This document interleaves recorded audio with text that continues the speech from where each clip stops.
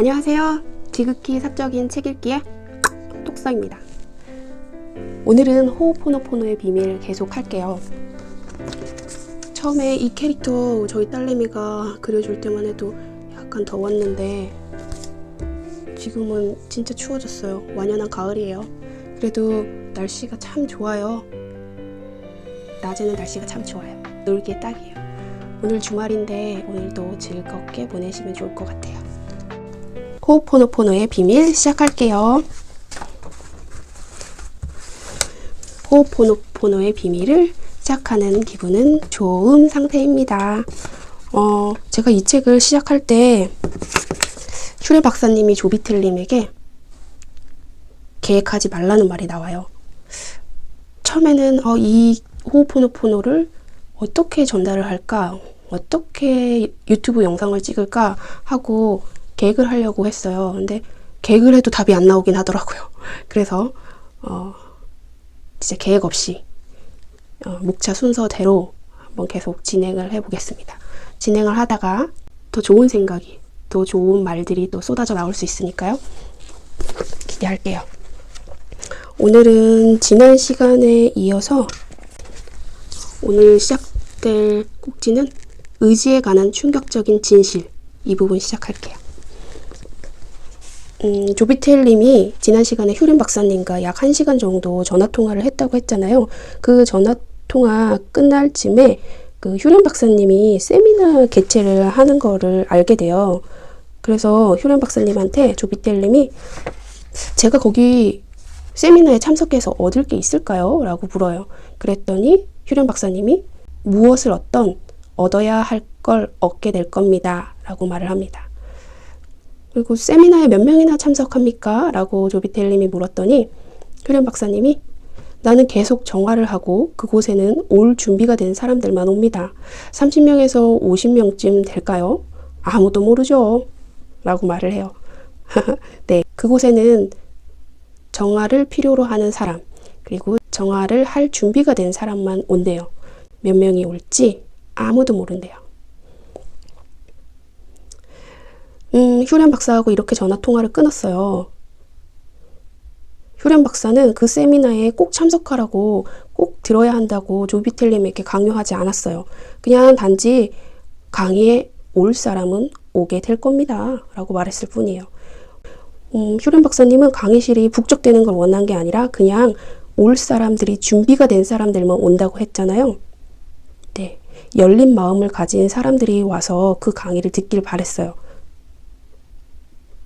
저도 독서 모임을 운영하고 있는데요. 저도 이 마음으로 운영하고 있어요. 많은 사람들이 독서 모임에 와서 참여하길 바라는 게 아니라요. 열린 마음을 지닌 사람들이 와서 진솔한 얘기를 하길 바래요. 네. 자기 자랑 같은가요? 네, 아무튼 이렇게 하고 넘어갈게요. 친구 마크한테 그 강의에 참석할 거냐고 물어봐요. 그랬더니 친구가 흔쾌히 그러고 싶다고 얘기했어요. 그래서 마크와 같이 그 세미나에 참석하기로 합니다. 그곳에서 본 휴렘 박사님의 모습은 편안한 면바지 차림에 운동화를 신고 셔츠 위에 양복 상의를 거치고 있었대요. 그리고 야구 모자를 쓰고 있었는데 나중에 보니까 그 모자는 그의 트레이드 마크였다고 합니다. 말투는 부드러웠지만 카리스마와 건의가 풍겼고 어딘가 모르게 흐르는 차분한 자신감이 조비텔님하고 잘 통할 것 같은 느낌을 받았대요. 휴렘 박사님이 강의를 시작했어요. 그리고 조비텔님에게 물었어요. 조셉, 컴퓨터에서 뭔가를 삭제하면 그것이 어디로 가지요? 조비텔님이 모르겠는데요? 라고 대답을 했어요. 그러자 휴렘 박사님이 청중을 향해서 다시 한번 물었어요. 컴퓨터에서 뭔가를 지우면 그것이 어디에 가죠? 그러자 사람들이 휴지통이요! 라고 말을 했어요. 휴렘 박사님이 연이어서 이제 강의를 시작합니다. 맞아요. 그것은 여전히 컴퓨터에 남아있죠. 눈에 보이진 않지만요. 바로 여러분의 기억이 그렇습니다. 기억들은 여전히 여러분 안에 있지만 눈에 보이지 않아요.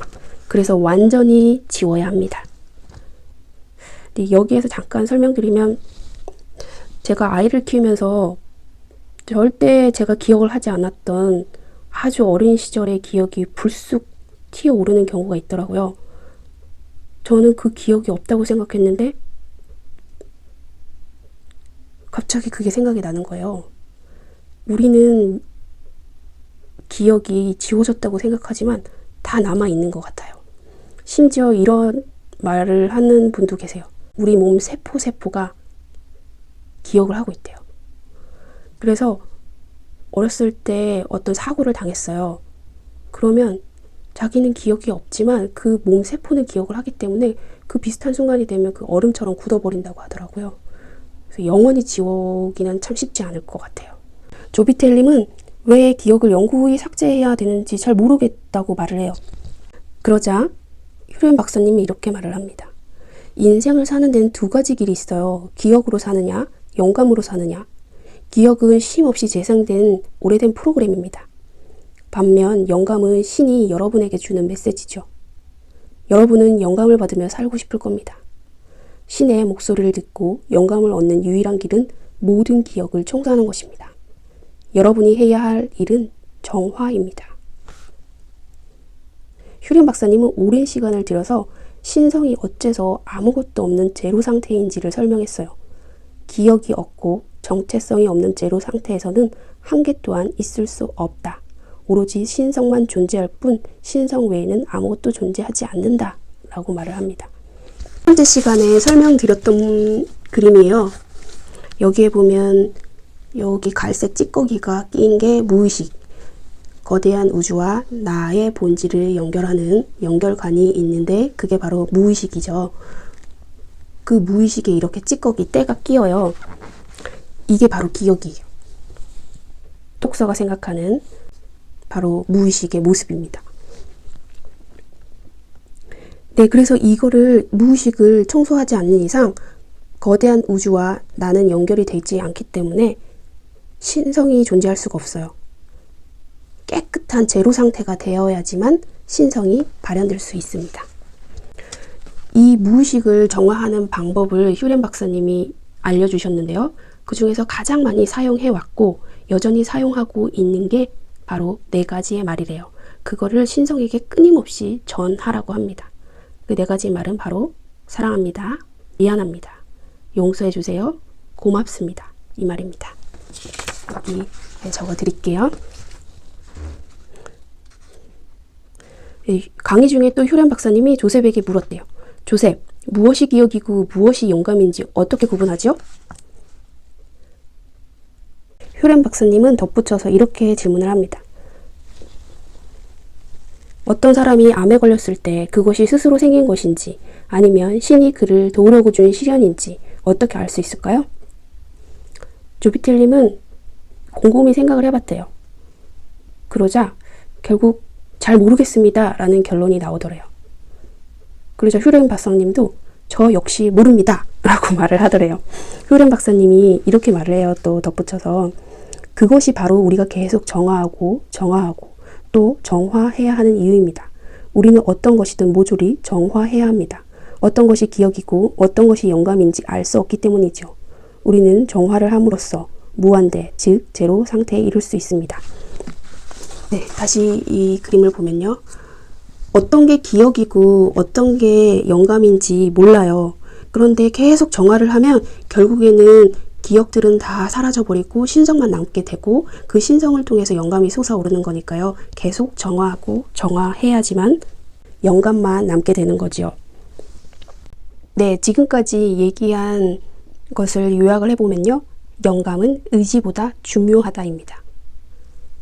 의지는 마음이 가지고 노는 장난감이라면 영감은 신성이 내린 명령이라고 합니다. 그래서 우리는 영감을 발현시키기 위해서 계속 정화 작업을 해야 합니다. 잠깐 제 딸이 만든 스팟 영상 보시고 바로 이어갈게요. 마음에 쏙 드는 지극히 사적인 책 읽기. 독서는 우리 엄마예요. 많이 봐주세요. 네, 잘 들으셨나요? 이어서 휴렌 박사님이 이렇게 말해요. 우리는 아무것도 모른다입니다. 효렌 박사님은 우리는 시야가 굉장히 좁대요. 그래서 그 시야는 불완전하고 부정확할 수밖에 없다고 말을 해요. 처음에 조비텔님은 그의 의견에 동의하지 않았대요. 그런데 어떤 책을 읽고 그 말에 동의하게 되었대요. 조비텔님도 약간 이성적인 분 같아요. 그냥 그 사람의 말을 믿는 게 아니라 다른 책이나 근거, 자료들을 찾아보고 내가 어느 정도 이해되고 받아들일 수 있을 때 인식을 바꾸시는 것 같아요. 저랑 좀 비슷한 것 같아요. 우선 그 책의 이름은 가이 클렉스턴의 비틀린 마음이라는 책이에요. 여기에서 벤자민 리벳이라는 저명한 신경생리학자가 실험을 한 게 있어요. 그 실험은 사람들에게 뇌전도 기계를 설치하고 그들의 뇌에서 어떤 일이 벌어지는지 관찰을 한 결과를 알려줬어요. 뇌전도는 뇌신경 세포의 전기활동 그래프를 기록한 그림이거든요. 아마 보신 적 있을 거예요. 뭔가를 하겠다는 의지가 생기기 전에 이미 두뇌 활동이 일어난다는 것이 밝혀졌대요. 의지는 무의식으로부터 비롯되며 의식적인 인지 단계는 그 다음이라는 추론이 나오게 된다고 합니다. 클릭스턴은 움직이는 의지는 실제 동작이 시작되기 전 5분의 1초 먼저 일어나지만 두뇌상의 그 파동, 뇌파는 그 의지보다 3분의 1초 앞서 나타나는 것을 발견을 했대요. 뇌파 그래프가 있으면 그 의지는 실제 동작 전에 5분의 1초 먼저 일어난대요. 그런데 그 의지보다 먼저 앞선 뇌파의 파동이 하나 있었대요. 그게 의지보다 3분의 1초 먼저 나타난다고 합니다. 그러면 그 먼저 나타나는 두뇌상 그 파동은 뭘까? 이런 생각을 하게 된 거죠. 그거는 결국 우리의 의식적인 인지 단계 전인 무의식에서 비롯된다. 이런 추론을 하게 됩니다.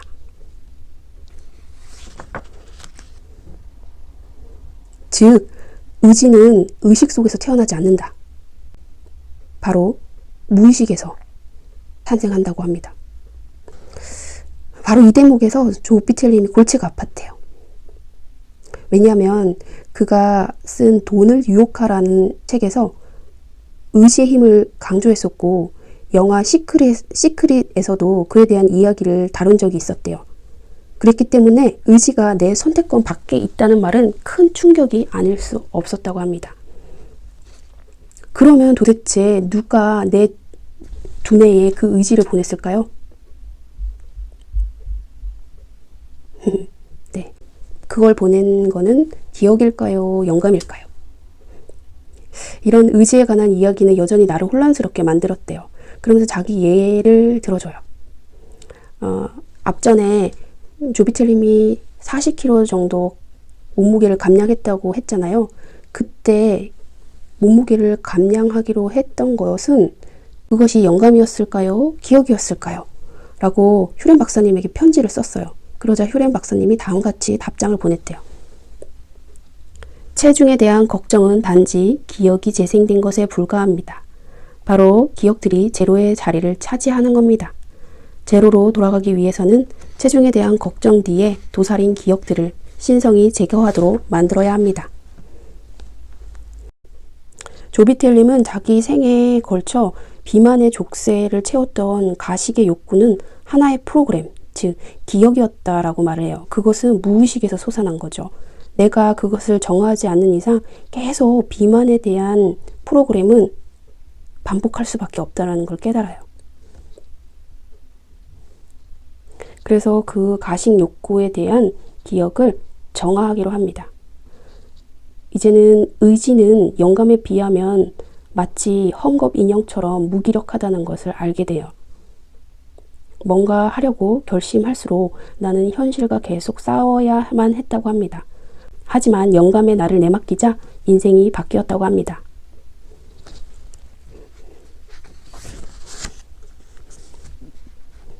한계가 없는 제로 상태에서 출발한다면 의지는 중요하지 않다고 합니다.